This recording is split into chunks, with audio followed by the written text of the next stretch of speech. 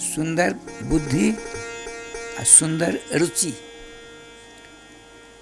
जो सुंदर नीति पर चलता है उसको कैसा बेटा मिलता है? ध्रुव के समान, जिसका कभी नाश ही नहीं होता है। जो सुंदर नीति के आधार पर चलेगा ध्रुव जैसा बेटा होगा। यदि सुंदर रुचि के अहंग से आदि नहीं करके शास्त्र विहित वस्तुओं को खाता हुआ आगे बढ़ता है, सुंदर रुचि के अनुसार चलता है, तो बेटा कौन सा होगा? उत्तम नाम का बेटा होगा, उत्तम श्रेष्ठ। लेकिन नाश हो जाएगा। कैसा भी फल हो, कैसा भी महल हो, कैसा मकान हो, कैसे बैंक बैलेंस क्यों न हो, कि आप साथ ले जाओगे? अनंत आकाश में जब आपका पदार्पण होगा, पीछे लौट कर नहीं देख सकते आप। कहाँ जा रहे पता ही नहीं चलेगा।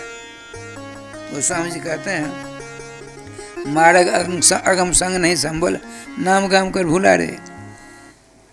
शरीर छोड़ने के बाद कहाँ जाओगे? किस लोक की यात्रा करोगे?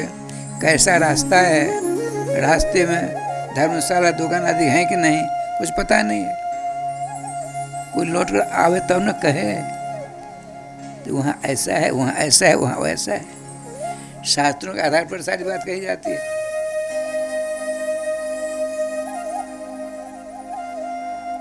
वो स्वामी जी कहते हैं, शरीर छूटेगा तो तुमको अपने लक्ष्य पर जाना है, तो मार्ग बड़ा खतरनाक है, मार्ग गम है।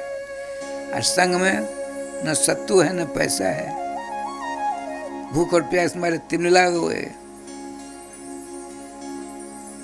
जिस गांव की तुमने यात्रा की है, गांव का नाम ही नहीं याद है। राम खेताड़ी याद है, चले जाओगे।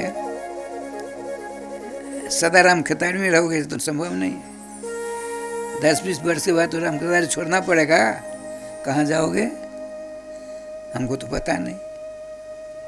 यदि मनसाबाद से करवाना नाम आश्रय लेंगे, नहीं लड़के बच्चे कुटुंब परिवार संसार आसक्ति तगड़ी होगी, ये कमजोर हो जाएंगे, वो तेज हो जाएंगे। 9 दिन कहाँ ले जाकर। अरे 1 अरब वर्ष तक राज्य करने वाले भरत जी महाराज, आगे आवेगा प्रसंग,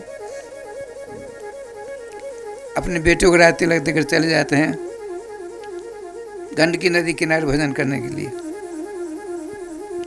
1 अरब 100 करोड़ वर्षों तक राज करने वाले भगवान ऋषभ देव जी के बालक हैं। इंद्र के 2 भित्र हैं, बेटी के बेटा 2 भित्र है ना। 1 अरब वर्ष तक राज किया, वैराग्य हुआ, चले भजन करने के लिए।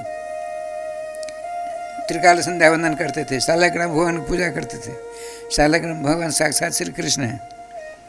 एक दिन 10:30-11 बजे की बात है, मध्याह्न पितृभ्य स्वधा कर रहे थे। गंडकी नदी में थोड़ा पानी था, कम चौड़ी थी। इतने में एक गर्भवती हरिणी प्यासी थी, पानी पीने के लिए आ रही थी।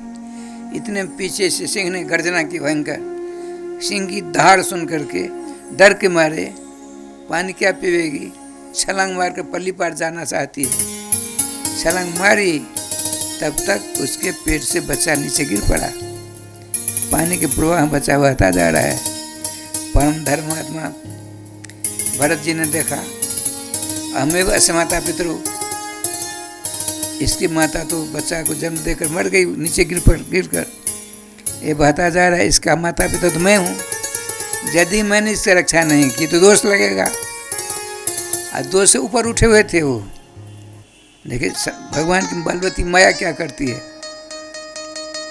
गए, पानी बहता होकर ले आए, अपने आश्रम में धीरे धीरे पोसा पाला। इतनी आसक्ति बढ़ी, इतनी आसक्ति बढ़ी, जैसे हमारी आपकी आसक्ति अपने अच्छे कच्चे बच्चों में नहीं होती है। होता है सदा मेरे पास, इसके पास हम रहेंगे, ये मेरे पास रहेगा। स्वप्न बताए सब। माता मदालसा ने कहा, शुद्धोषि बुद्धोषि निरंजनोषि संसार माया परिवर्तितोषि। संसार स्वप्नाम तेज मोह निद्राम मदालसा वाचम वाच पुत्रम। मदालसा अपने बच्चे को उपदेश देती। क्या उपदेश देती? बालक, तू हार मांस का पुतला नहीं है, तो शुद्ध बुद्ध मुक्त स्वरूप है। भगवान सर्वेश्वर का अंश है तू। संसार ये स्वप्नवत है, इसको सत्य मत समझो। इससे ऊपर उठना है, अपने आप को भगवान के दास समझ करके उनके नाम अमृत का रसास्वादन करना है।